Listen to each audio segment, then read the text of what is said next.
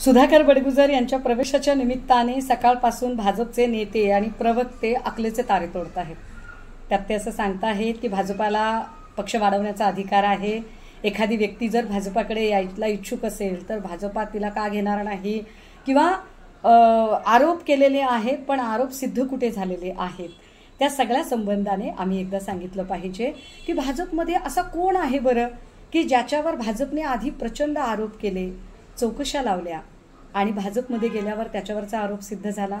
उलट भाजपमध्ये जे जे गेले त्या प्रत्येकाला क्लीन चिट मिळाली किंवा त्यांच्या फाईली चालू ठेवल्या गेल्या।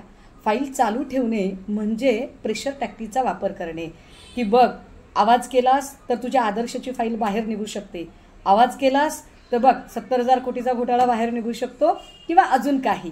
त्यामुळे भाजपा कोणाला सोबत घेते आणि कोणाला घेत नाहीये आता यावर बोलणे व्यर्थ आहे। एकेकाळी भ्रष्टाचार मुक्त देशाचा नारा देणारी पार्टी आता भ्रष्टाचार युक्त पार्टी झालेली आहे आणि या देशातले सगळे लोक, सगळे भ्रष्टाचारी लोक जे आहेत ते भाजपामध्ये यायला उत्सुक आहेत। त्यामुळे त्या सगळ्यांना भाजपाने आपल्या सोबत घ्यावं। आमची सगळ्या वृत्तवाहिन्यांच्या माध्यमातून हे आवाहन आहे या देशातल्या आणि या राज्यातल्या तमाम गुन्हेगारांना, जो कोणी खुनी असेल, बलात्कारी असेल, गुन्हेगार असेल आणि जामिनावर बाहेर असेल, तर अशा लोकांना जर या सगळ्या आरोपातून वाचायचं असेल तर त्यांनी तात्काळ भाजपमध्ये प्रवेश करून घ्यावा। कारण आरोप सिद्ध झाला नाही म्हणून तुम्ही जामिनावर आहात आणि भाजपमध्ये गेलात की तुम्हाला क्लीन चिट मिळणारच आहे। आणि शिवाय भाजपाला सुद्धा पक्ष वाढवायचा आहे। उद्याला सलीम कुत्ता किंवा दाऊदच्या लोकांना जरी वाटलं की नाही आम्हाला जायचं आहे त्या पक्षामध्ये, तर मला वाटतंय भाजपाला पक्ष वाढवायचा आहे आणि इच्छा व्यक्त केली तर भाजपा नाही का म्हणेल बरं। त्यामुळे त्यांनाही भाजपाने पक्षात घ्यावे।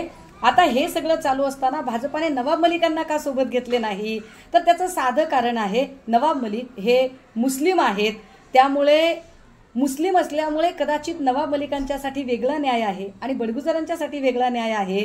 या संबंधाने बडगुजर तुम्ही गेलात सुखी राहा, कारण तुमची खरी जागा ही त्या सगळ्या भ्रष्टाचारी, गुन्हेगार, बलात्कारी, ईडी, CBI या सगळ्या लोकांनी ग्रस्त असणाऱ्या लोकांच्या सोबत होती।